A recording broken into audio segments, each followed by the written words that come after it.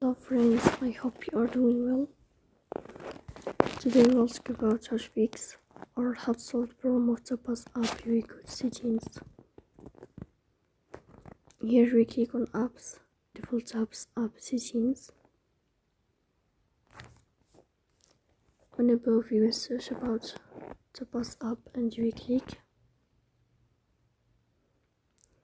Here in this page of app unfold, you will go to first stop and you will click OK. Here you will enter to the window of storage. Then we click on clear cache. Here we turn on your airplane mode and you will wait a moment to turn off your airplane mode again to fix that problem.